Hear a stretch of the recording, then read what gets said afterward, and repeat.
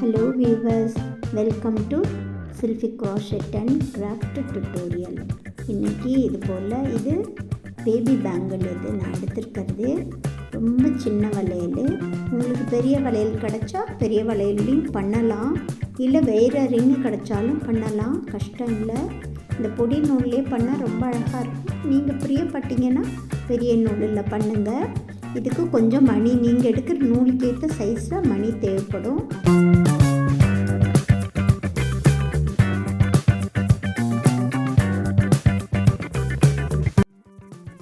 நூல் 1 mm கூட இல்லை, நீடில் 0.9 mm.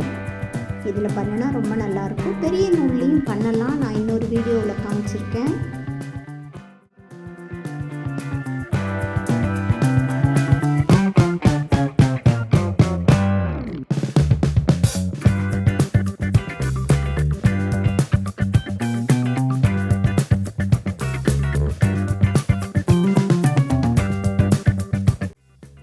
ஒரு செயின் போட்டுட்டு மேலே இன்னொரு செயின் போட்டுக்கோங்க உயரத்துக்காக. அடுத்து சிங்கிள் க்ரோஷெட் தான் பண்ணணும். ரிங்கு விட்டு பண்ணுறதுனால கொஞ்சம் சிரமமாக இருக்கும். நான் எடுத்திருக்க இந்த வளையத்துக்கு ஏற்ற மாதிரி நான் 60 சிங்கிள் க்ரோஷெட் பண்ண போகிறேன். நீங்கள் கொஞ்சம் பெரிய சைஸில் வளையலோ ரிங்கோ எடுத்தீங்கன்னா அதுக்கேற்ற மாதிரி கவுண்டிங் மாற்றிக்கணும். மணியும் கொஞ்சம் அதிகமாக தேவைப்படும்.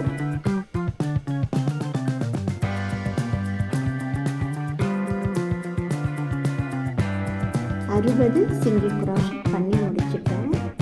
இப்போ இந்த ரிங்குக்கு 60 போதுமானதாக இருக்குது. இப்போ அது மட்டும் இல்லாமல் உள்பாகமாக திருப்பி செய்கிறதுனால அந்த சிங்கிள் க்ரோஷெட்டினுடைய செயினெல்லாம் உள்ளே இருக்கணும். அதனால் உள்பாகமாக திருப்பிக்க போகிறேன்.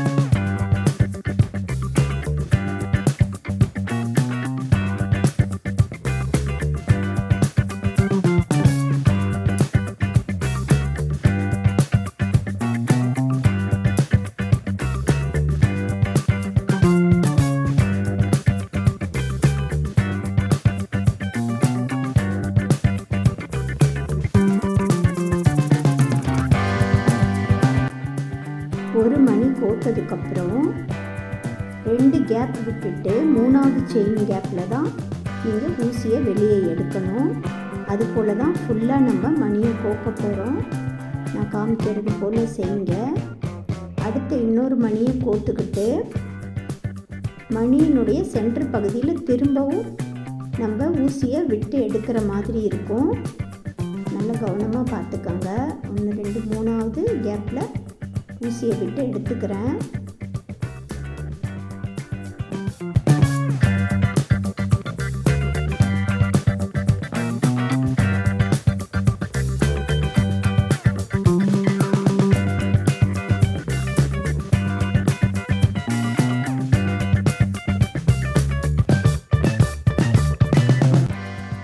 மணியினுடைய உள்பாகம் திரும்பவும் ஒரு தடவை விட்டு எடுத்துக்கோங்க. அப்போ தான் நேராக இருக்கும் மணி. அதுக்காக தான் இதே போல் எல்லாம் கோத்து முடிச்சுக்கலாம். கொஞ்சம் கவனமாக பார்த்துக்கோங்க.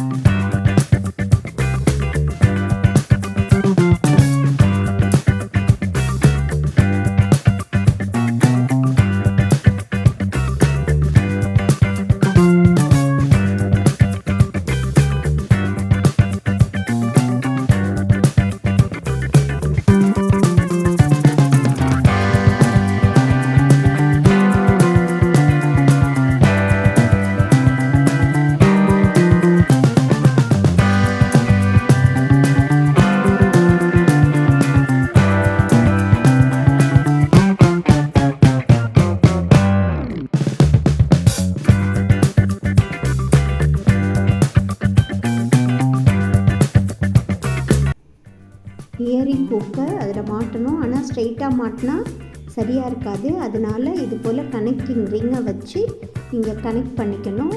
ஒரு 2 நூலுக்குள்ளே விட்டு எடுக்கணும். அதுக்கு ஒரு ஊசி வச்சுட்டு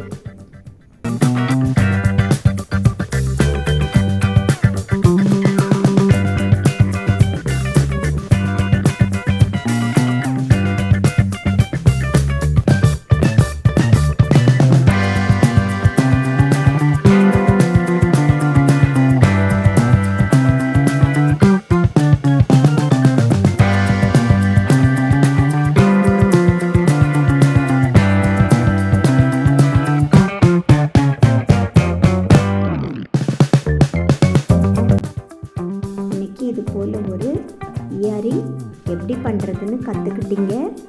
என்னோட இந்த வீடியோ உங்களுக்கு பிடிச்சிருந்தா லைக் பண்ணுங்கள், ஷேர் பண்ணுங்கள், கமெண்ட் பண்ண மறக்காதீங்க. சப்ஸ்கிரைப் பண்ணி பாருங்கள். பக்கத்தில் உள்ள பெல் ஐக்கானை கிளிக் பண்ணி வச்சுக்கிட்டிங்கன்னா நான் போடுற வீடியோ உங்களுக்கு உடனே கிடைக்கும். தேங்க்யூ.